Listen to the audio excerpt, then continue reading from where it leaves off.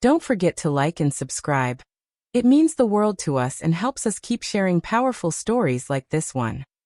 In today's video, I want to share a story that I never imagined I would tell. My name is Elise, I'm 44 years old, and for most of my adult life, I believed in love, or at least in what I thought love was supposed to be. I believed in loyalty, in forever, in the kind of connection that could survive anything. But as I learned, sometimes love isn't what breaks you. It's the silence that follows when the person you trusted most walks away. For years, I've lived as a single mother, raising my son, Lenny, on my own. We've faced our share of struggles, late nights, bills I didn't know how I'd pay, tears I tried to hide from him. But we made it through. Still, deep down, I carried a wound that I never fully faced. The betrayal that ended my marriage and changed everything I thought I knew about love. It all started 12 years ago. My ex-husband, Daniel, and I had been together for nearly 2 decades. He was charming, dependable, or so I thought. We had a small house, a child, a life built on promises. But promises are fragile when honesty fades.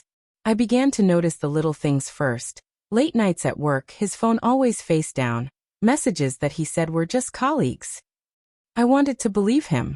I wanted to believe that I wasn't losing the person I had built my world around. But one evening, I found the truth I'd been denying. A message, a photo, and words that shattered the image I had of us. He had been seeing someone else, not just once, but for months. When I confronted him, he didn't even try to deny it. He looked me straight in the eye and said, "I didn't mean to hurt you, Elise. I just felt disconnected." Disconnection. What a gentle word for something that destroyed me. I remember that night vividly. I sat on the kitchen floor. The sound of the clock ticking louder than anything else. My son, only 10 at the time, slept in his room, unaware that his mother's world was collapsing. I didn't cry at first. I was too stunned to even feel the pain. But as the days turned into weeks, the loneliness grew heavy. I became both mother and father, provider and protector. I promised myself that I would never depend on anyone again, that I would be strong enough for the both of us. For years, I kept that promise.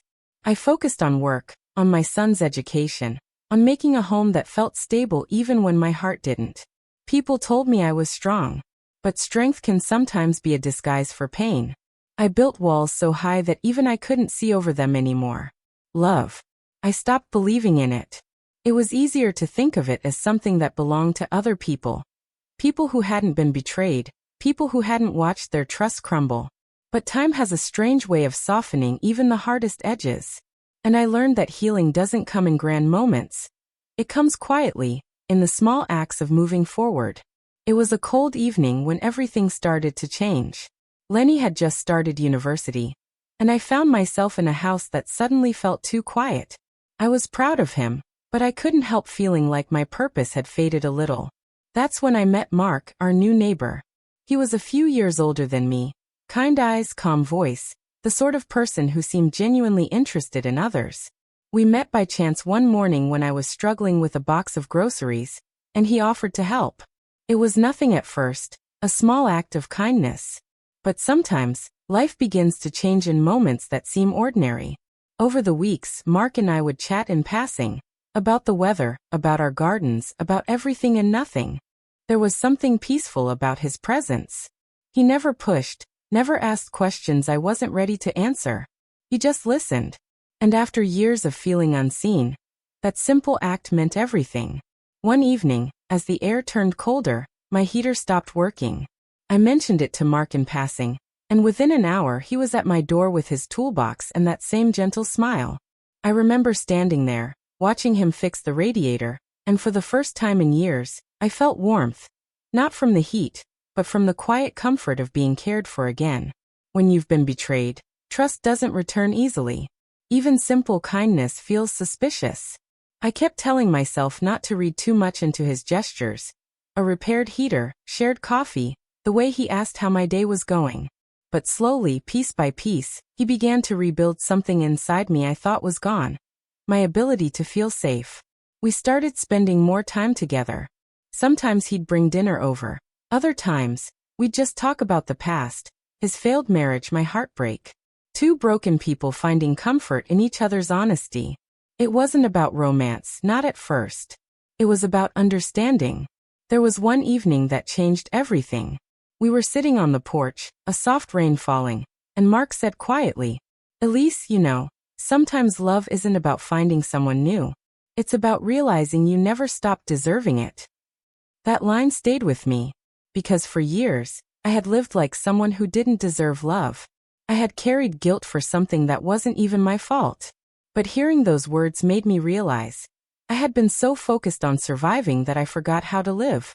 As months passed, our connection deepened. He met my son, helped with small things around the house, and never made me feel like I owed him anything. That's how I knew it was real, because real love doesn't demand, it nurtures. One day, as we were making dinner together, I looked at him and realized that the ache I had been carrying for so long wasn't pain anymore. It was gratitude.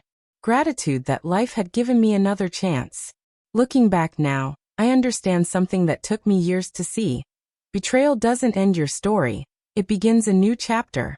If Daniel hadn't left, I might never have learned who I really was. I might never have discovered that strength isn't about shutting people out. It's about opening your heart again, even when it's been broken. Today, I'm not the same woman I was back then. I'm stronger, yes, but I'm also softer, kinder to myself. And Mark. He didn't replace the love I lost. He reminded me that I still had love to give. If you're watching this and you've been through betrayal, I want you to know, it's not the end. The pain you feel now will one day become the reason you recognize true love when it comes. You will heal. You will trust again. You will laugh again. And when that moment arrives, you'll realize that your story didn't end with heartbreak. It began there. I woke up one morning to the sound of birds outside my window.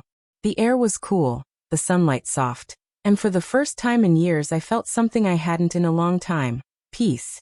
Mark had dropped by the night before, helping me fix a flickering light in the hallway. After he left, I found myself smiling at nothing in particular. It was strange, the way small moments can stay with you. The sound of his laugh, the way he said goodbye as if he genuinely cared about seeing me again. I made my coffee, sat by the window and watched the street slowly come alive. For years mornings like this were filled with exhaustion and silence. But that day it felt different.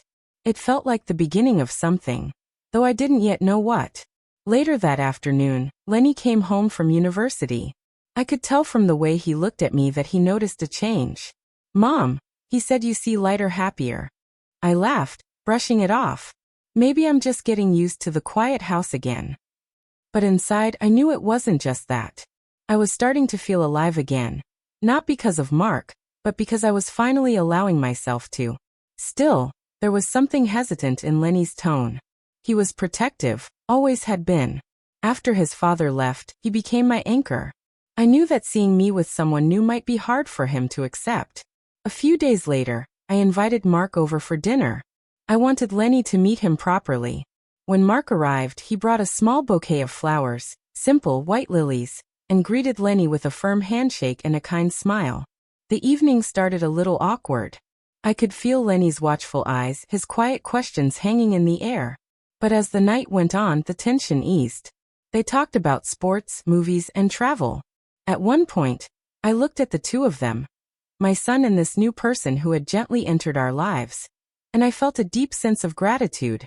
It was as if two parts of my world were finally starting to fit together. Later that night, after Mark had gone, I was washing the dishes when a memory came rushing back. The night my ex-husband left. I remembered standing in that same kitchen. The silence so heavy I could barely breathe. I remembered the anger, the disbelief, the fear of being alone. And now, years later, standing in that same space, I realized I wasn't afraid anymore. Pain had shaped me, yes, but it hadn't broken me. As weeks passed, my relationship with Mark grew deeper. But with every step forward, a small voice inside me whispered, "Be careful. When you've been hurt, even kindness feels suspicious." Every time Mark said something sweet, I found myself wondering if it was too good to be true. One evening, while we were sitting together, he noticed my silence. "Elise," he said gently, "I know you're still healing. You don't have to rush anything." His understanding broke through my fear. For years, I had carried the belief that love always came with conditions, that it demanded, took, consumed. But with Mark, it felt different. It was patient. It gave space to breathe. A few days later, something unexpected arrived, a letter. It was from Daniel. I stared at the handwriting, my hands trembling slightly. It had been years since I'd heard from him. Inside was a short note. Elise, I don't expect forgiveness. I just want you to know I'm sorry for what I did. I've thought about it every day. I hope you found peace. Reading those words was like reopening an old wound. But instead of pain, what I felt was release. For so long, I had carried the weight of his choices. But in that moment, I realized that forgiveness wasn't about excusing the past. It was about freeing myself from it. I folded the letter, placed it in a drawer, and whispered to myself, I forgive you not for you but for me. That weekend, Lenny and I sat together on the porch. He was quiet for a long time before he finally spoke. Mom, he said softly. I was scared at first seeing you with Mark. I guess I just didn't want you to get hurt again. I smiled and took his hand. I understand, sweetheart. I was scared too. But sometimes, we have to take a chance on happiness, even when we're afraid. He nodded, and I saw something change in his eyes, acceptance, maybe even pride. For the first time, I felt like my son wasn't just my child anymore. He was a man who understood what love really meant. A few weeks later, Mark surprised me with something small but meaningful. A framed photograph of the three of us from that dinner night. Underneath he had written, New beginnings are built on healed hearts. I stood there, tears welling up in my eyes. For years, I had believed my story ended in heartbreak. But now looking at that photo, I knew it had only just begun. Love doesn't always arrive with fireworks. Sometimes it comes quietly, in the warmth of a shared coffee, the sound of laughter echoing through an empty house, the comfort of knowing you're no longer alone. Mark didn't just enter my life. He reminded me how to live it. And as I sit here today, telling you this story, I realize that healing isn't about forgetting the people who hurt you. It's about remembering that you deserved better all along. If you're watching this and you've lost faith in love, please listen. Heartbreak doesn't mean the end. Sometimes it's the storm that clears your sky. The pain you carry today can become the strength that guides you tomorrow. I found love again not because I was looking for it, but because I finally believed I was worthy of it. And so are you. Don't give up on love. Don't give up on yourself. Thank you for listening to my story. If it touched your heart, please like and subscribe, because somewhere, someone needs to hear that second chances are real.